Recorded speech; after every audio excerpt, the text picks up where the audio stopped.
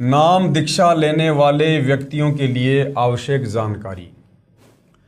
भाइयों और बहनों, सतगुरु रामपाल जी परमेश्वर जी ने हमें जो मर्यादा बताई है, जो नियम बताए हैं भक्ति की सफलता के लिए, उन नियम और मर्यादाओं को लेकर समाज में बहुत सारी भ्रांतियां फैली हुई है कि सतगुरु रामपाल जी देवी देवताओं की भक्ति छुड़वाते हैं, सतगुरु रामपाल जी की भक्ति मर्यादाओं से परिवार टूटते हैं।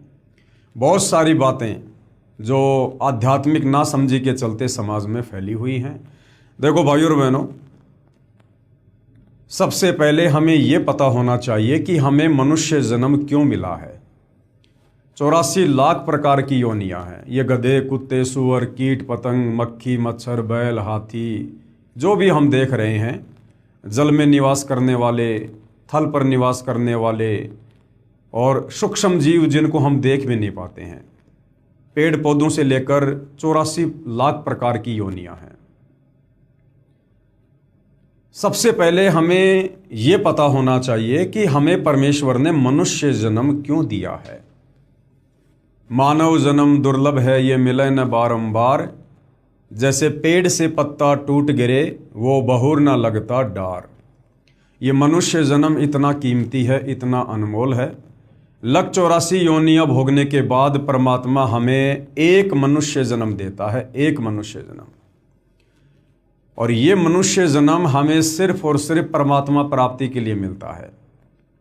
यानी जब हमें इस बात का पता चल जाएगा कि मनुष्य जन्म कितना कीमती है, कितना अनमोल है, और ये मनुष्य जन्म हमें मोक्ष प्राप्ति के लिए मिलता है, उसके बाद ही आप परमेश्वर रामपाल जी के द्वारा दी जा रही भक्ति मर्यादाओं को निभा सकते हैं।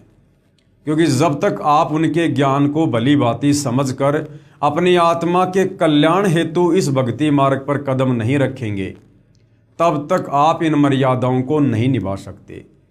यदि आप अपना रोग ठीक करवाने के लिए, चंद संकटों से बाहर निकलने के लिए या अन्य किसी पीड़ा के समाधान के लिए सतगुरु रामपाल जी से उपदेश लेते हैं और उनके ज्ञान की गहराई में नहीं जाते हैं, तो भी भाइयों और बहनों आप इन मर्यादाओं का निर्वाह नहीं कर पाओगे।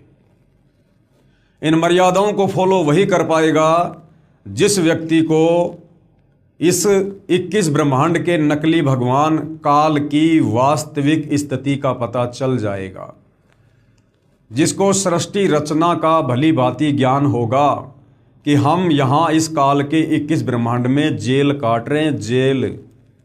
यहाँ हमारे को झूठे लोभ लालच, झूठा सुख देकर इस काल ने अपने भोजन के लिए फंसा रखा है। ये हम स्त्री पुरुषों की यहाँ पर खेती करता है, खेती। जिस प्रकार एक कसाई बकरे काटने के लिए जगह जगह से बकरे और बकरियाँ खरीदता है और एक बड़े से बाड़े में उन बकरे और बकरियों को रखता है और उनकी देखभाल के लिए एक दो व्यक्तियों को रखता है, उन बकरे बकरियों के लिए बढ़िया चारे की व्यवस्था करता है, छाया की व्यवस्था करता है, पानी की व्यवस्था करता है, भोजन की व्यवस्था करता है। और वो बकरे बकरियां ये समझते हैं कि हमारा मालिक कितना दयालु है, देखो किस प्रकार से हमारी देखभाल कर रहा है। लेकिन उन बकरे बकरियों को इस बात का ज्ञान नहीं है कि वो तुम्हारी इतनी देखभाल केवल अपने स्वार्थ के लिए कर रहा है। और जब उस कसाई के पास कोई ऑर्डर आता है, उसी समय कान पकड़कर कोई भी मोटा ताज़ा बकरा या बकरी वहाँ से निकाल कर ले जाता है और काट पीट के सामने वाले को दे देता है। तो भाइयों और बहनों, जब हमें इस बात का भली भांति ज्ञान होगा, और ये ज्ञान होगा सतगुरु रामपाल जी के सत्संग सुनकर, उनके द्वारा बताई गई शास्त्र प्रमाणित सृष्टि रचना को सुनकर, कि आप और हम यहाँ पर चाहे राजा हो, चाहे भिखारी हो, चाहे देवता हो, चाहे ब्रह्मा विष्णु महेश हो, हम सबको इस काल बलि ने अपने भोजन के लिए यहाँ पर रखा हुआ है, फंसाया हुआ है। और ये जितनी भी सुख सुविधा आप और हमें दिखाई दे रही हैं, ये केवल वो अपने स्वार्थ के लिए, आप और हमें भली भांति पालने के लिए, हमें मोटा ताज़ा करने के लिए, ताकि अच्छी खुराक मिले, केवल इस मकसद से उसने आप और हमारी यहाँ पर खेती की हुई है। और अचानक से फिर किसी का बेटा मर जाता है, किसी की बेटी मर जाती है, किसी का दामाद मर जाता है, किसी की अकाल मृत्यु हो जाती है। फिर ये अचानक से क्यों? अगर यहाँ का भगवान इतना ही दयालु है, इतना ही रहनुमा है, हमारी अगर वो इतनी टेक केयर करता है, तो फिर अचानक से किसी का बेटा बेटी, किसी के माता पिता उसकी आंखों के सामने क्यों मर जाते हैं भाई।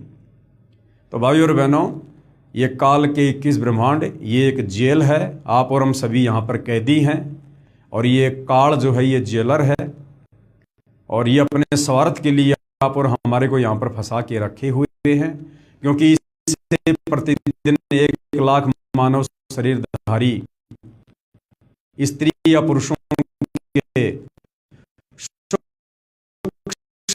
सूक्ष्म शरीर से निकली वासना को खाने का लगा हुआ है। और परमात्मा कभी खुद दर्शी संत धारण करके भी लोग पर आप इस ज्ञान बताते हैं, समझाते हैं। और जिन जिन आत्माओं को ये विशेष ज्ञान समझ में आ जाएगा कि हम यहाँ पर हैं, हम यहाँ पर जेल काट रहे हैं, चाहे देश का प्रधानमंत्री क्यों ना है, वही आत्मा इन तमाम भक्ति मर्यादाओं को फॉलो कर सकती है, निभा सकती है। जिन जिन आत्माओं को इस काल बलि की जेल से बाहर निकलने का ज्ञान हो जाएगा। अन्यथा भाई और बहनों, जिन मर्यादाओं के विषय में अब आप जी जानकारी प्राप्त करने जा रहे हैं, ये मर्यादा आपको पहाड़ से भी भारी लगेंगी, पहाड़ से भी भारी।